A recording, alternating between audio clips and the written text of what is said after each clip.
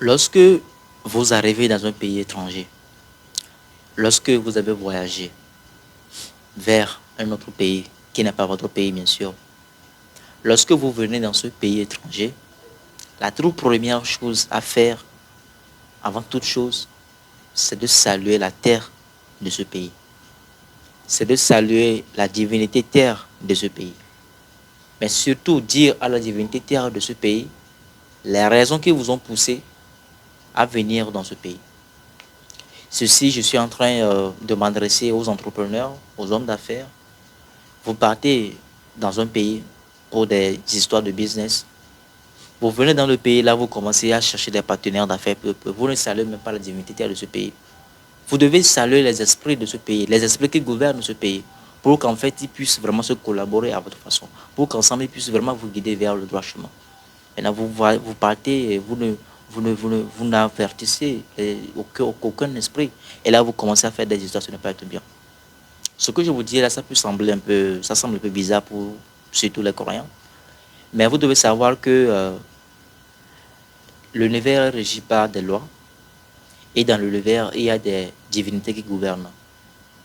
Il y a voilà, les quatre éléments que nous avons, l'eau, la terre, le feu, l'air. Et lorsqu'on parle ici de ces quatre éléments, on veut parler ici des divinités, puisque ces quatre éléments sont gouvernés par des divinités. Il y a la divinité eau, la divinité terre, la divinité du feu et également la divinité de l'air. Et toutes ces divinités ont leur rôle, ont leur boulot, ils font leur boulot tous les jours qui passent.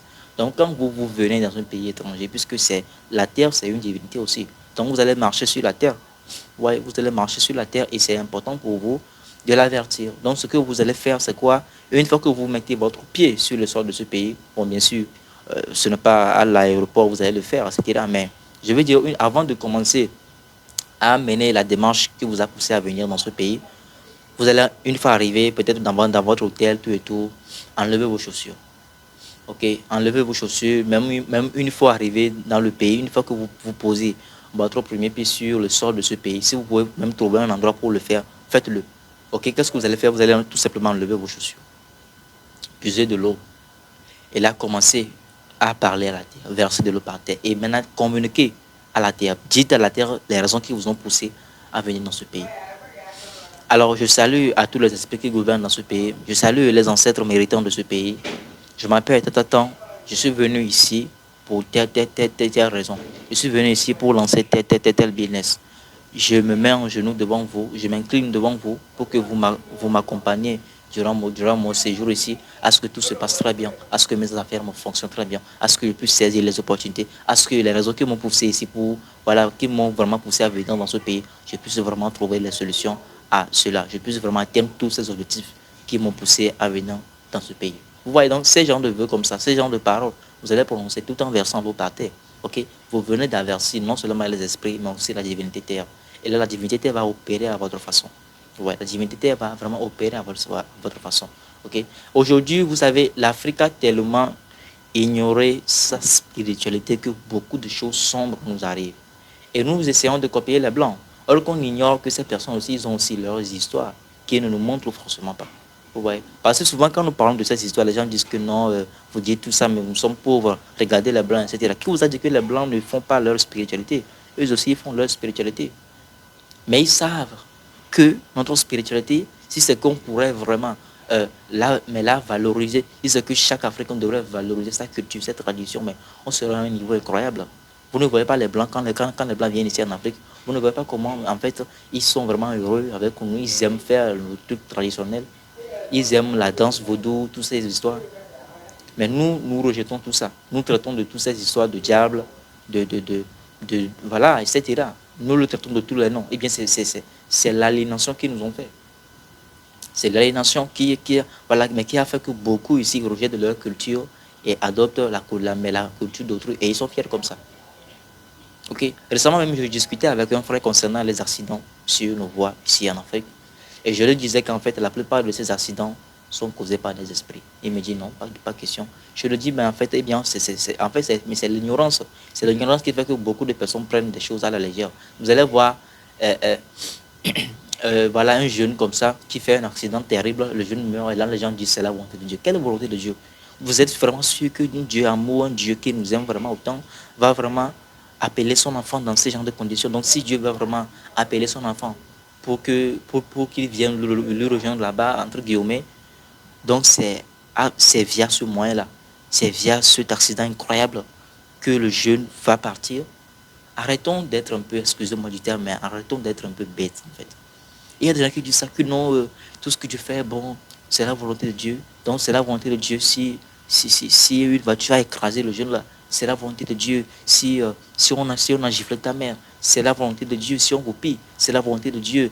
Si vous êtes pauvre et au même moment, bref, c'est la volonté de Dieu, tout ça. Depuis quand ce sera la volonté de l'homme? Depuis quand chaque Africain va vraiment prendre sa volonté? Les accidents sur nos routes là, vous savez, je vous dis toujours que nous sommes perdus, hein. Beaucoup d'Africains sont perdus. Même sommes dans l'ère du verso, certaines personnes s'éveillent. Je pense que dans les années à venir, beaucoup de personnes vont s'éveiller. Ça a déjà commencé. Vous savez, avant, nos ancêtres, ils avaient la maîtrise des choses. Ils avaient la connaissance spirituelle. Ils savaient que la terre sur laquelle nous marchons, c'est une divinité. Et comme toute divinité a besoin de l'énergie, la terre aussi a besoin de l'énergie en fait. De la même façon dont nous aussi on se sert des animaux. Ok? Nous aussi on se sert des animaux. Nous aussi on tue les animaux. Vous voyez déjà quand vous prenez un mouton que vous voulez le tuer, qu'est-ce qui se passe?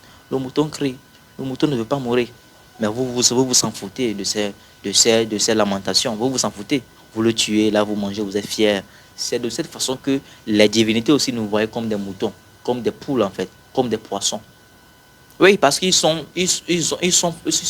forts plus que nous, en fait. Ils ont de la force plus que nous. De la même façon dont nous aussi, nous avons de l'autorité sur les animaux, les divinités, là aussi, ont de l'autorité sur nous. Voilà pourquoi avant, à chaque année, on faisait une grande cérémonie pour les 4 divinités, l'eau, la terre, le feu, l'air. Pour leur donner assez d'énergie vitale, assez d'énergie, pour qu'ils ne prennent pas des humains comme nourriture parce qu'ils doivent manger. Je viens de vous parler de l'énergie. Donc la plupart de ces accidents, c'est normal parce que la divinité a faim. La terre aussi doit manger. Aujourd'hui, nous construisons des chemins, les ponts et on n'avertit même pas la divinité terre. On ne fait même pas une petite libation pour évoquer les esprits, pour leur remercier, pour demander leur avis. Après tout, les gens vont me dire non, mais c'est toujours l'Afrique avec ses histoires spirituelles. Les Blancs ne font pas ça, mais les Blancs ont des beaux ponts, il n'y a rien là-bas. Qui vous a dit? Vous avez déjà vu un Chinois travailler, vous avez déjà vu les Chinois travailler. Les Chinois qui prennent les travaux des ponts, les chemins, vous les avez une fois vus en train de travailler, vous allez être choqués. Quand les Chinois prennent un chantier dans un pays, un chantier pour la construction d'un pont, je ne sais pas trop, dans la journée, ils embauchent les citoyens du pays. Dans la journée là, ils vont vous embaucher, les citoyens du pays. Jusqu'à ce que la nuit va commencer à tomber. Ils renvoient tout le monde à la maison.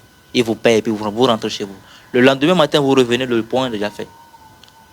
Que ce soit sur l'eau, que ce soit sur une rivière, peu importe, eux, ils vont faire leur pont.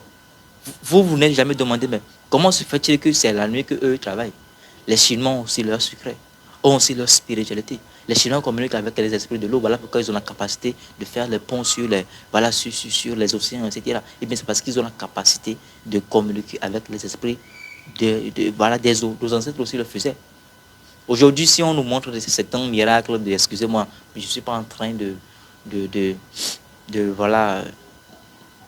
critiquer le christianisme, pas du tout. Mais aujourd'hui, si nous montrent les témoignages de Jésus, que Jésus a multiplié le poisson, Jésus a multiplié le pain, Jésus a transformé l'eau en vin, il a encore fait quoi déjà? Il a marché sur l'eau. Tout cela, devant nos ancêtres, c'est minime. C'est très minime. Nos ancêtres allaient plus loin que ça. Il y a des gens qui se téléportaient. Nos ancêtres, ils le faisaient. Et il y a des gens qui ont la capacité de voir leurs enfants chez eux à la maison. À ce moment, il n'y avait pas les téléphones. Il met l'eau dans une bassine, là, il voit ses enfants, il communique avec ses enfants. Aujourd'hui, quand tu le fais, on va te traiter de sorcier, etc. Eh bien, c'est ça la manipulation mentale que les Blancs nous ont fait. C'est la manipulation mentale que les Blancs nous ont fait. Aujourd'hui, nous sommes perdus. Nous sommes perdus aujourd'hui quand les Blancs nous ont amené les téléphones portables, quand on fait les appels vidéo. On est fiers, on crie, oh non, comment tu vas? Mais personne, on ne se pose pas la question, mais ce n'est pas aussi de la sorcellerie, ça. Les ancêtres, eux, le faisaient avec de l'eau, des choses naturelles, mais on les traitait de sorciers, etc. Les Africains doivent vraiment s'éveiller. On doit vraiment ouvrir nos yeux.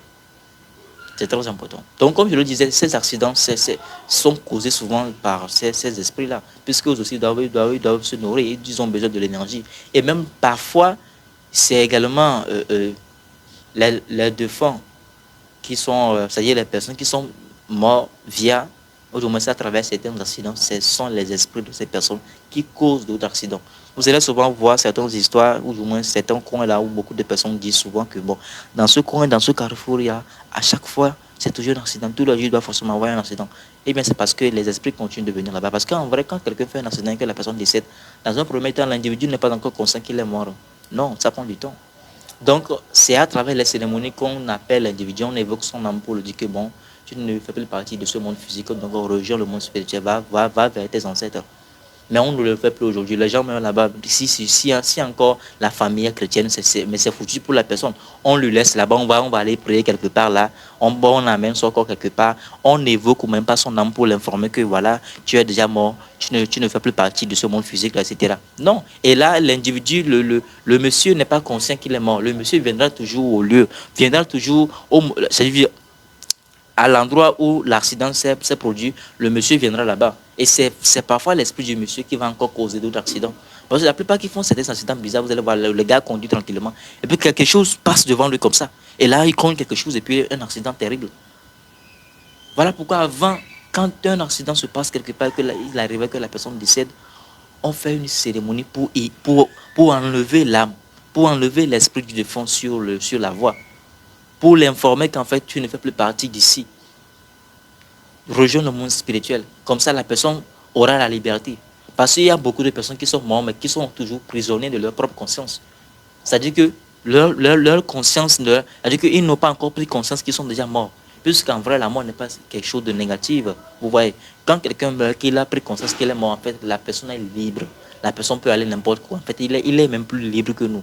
Nous, les humains, nous pensons que nous sommes libres, mais en vrai, nous ne sommes pas libres. Nous sommes enfermés dans notre corps. Voilà pourquoi un philosophe disait que le corps est le tombeau de l'âme. Bon, quand quelqu'un meurt, il vient d'avoir sa liberté. Maintenant, c'est dangereux quand la personne n'a pas pris conscience qu'elle est décédée. La personne sera toujours prisonnière de sa propre conscience. La personne va circuler un peu partout, il va se demander mais qu'est-ce qui se passe, etc., etc., etc. Et ce sont ces personnes qui deviennent parfois même des démons, qui causent d'autres accidents, etc. Vous voyez donc, c'est ça. C'est ça. Ok? Nous devons apprendre sur notre spiritualité. Nous devons valoriser notre culture. Nous devons valoriser notre personnalité, sur notre identité en fait. C'est ça qui nous définit en tant qu'Africains et en tant qu'Africains. Vous voyez, depuis très fort longtemps, ils nous ont menti. Ils nous ont menti que notre spiritualité, c'est la sorcellerie, c'est diabolique, etc. Mais c'est faux. C'est faux, c'est quasiment faux. Si ce n'était pas faux, tous les fétiches de nos ancêtres là, ils n'allaient pas les amener chez eux là-bas. Regardez en France, ils ont pris ces fétiches-là, ils ont allé garder ça dans leur musée. Et là, pour les regarder, vous devez encore payer pour les regarder. Quelque chose qu'ils ont volé. Vraiment, je suis fier du Bénin.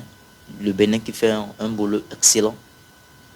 Surtout avec le président, monsieur, son excellent Patrice Talon, qui a vraiment accepté de vraiment valoriser la spiritualité africaine. Qui le fait déjà, vous savez que en janvier, je crois bien, ils ont fait la fête de Vaudou.